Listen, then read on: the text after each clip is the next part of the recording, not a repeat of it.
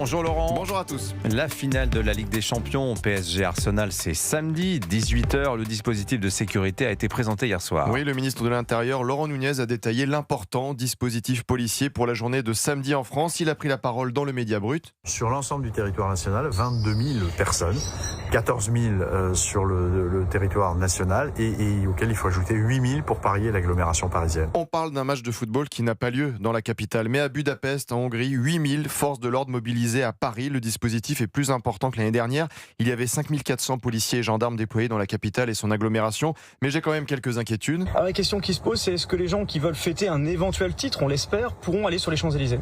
Oui, bien sûr. Les Champs-Élysées seront accessibles samedi soir. On peut s'attendre malheureusement à des violences de ces énergumènes qui ont l'habitude de venir semer le chaos, casser, brûler, pour qui les matchs du PSG sont un prétexte pour être violents. Mais le ministre de l'Intérieur a l'air confiant pour la journée de samedi. On n'a pas de crainte. On est déterminé, serein au ministère de l'Intérieur. Pas de crainte ? Eh bien si, l'an dernier pour la finale, 491 interpellations avaient eu lieu à Paris, 692 incendies, plus d'une vingtaine de policiers blessés, 2 morts en France. Mais le ministre de l'Intérieur est serein.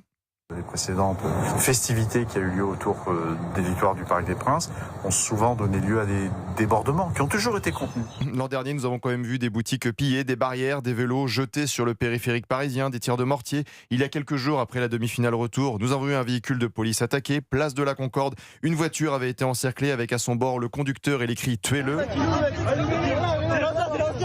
Alors oui, il y a des craintes de revivre le chaos de l'an dernier, mais le mot chaos est apparemment banni du discours du ministre de l'Intérieur, Laurent Nunez, malgré les affrontements avec les policiers. Ça, ce sont des images de maintien de l'ordre. On va peut-être en voir samedi soir. Si on en voit, ça ne veut pas dire que c'est le chaos. Voilà, c'est ce qu'on appelle l'ordre public. C'est pas le chaos. Ce n'était pas le chaos quand notre camarade Sabrina Medjeber, qui habite près du Parc des Princes, avait vu après la demi-finale retour une dizaine d'individus tenter d'entrer dans son immeuble. Ça a été absolument sidérant et terrifiant de les entendre crier de toute façon on va venir vous violer, vous les meufs. Ce n'était pas le chaos l'an dernier quand Reda Bellach, porte-parole du syndicat de police Unité Île-de-France, témoignait de ce qui s'était passé sur le périphérique parisien. J'ai vu la mort sur le périph', oui, des mecs super organisés. Ils avaient tous des mortiers, ça tirait sur les voitures. J'ai vu une favelas en fait. Mais encore une fois, Laurent Nunez nous dira... On n'a pas de crainte.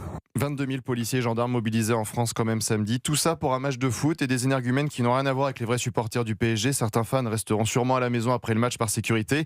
L'an dernier, le club avait parlé sur ses réseaux sociaux de la responsabilité de fêter la victoire avec fierté, respect et bienveillance.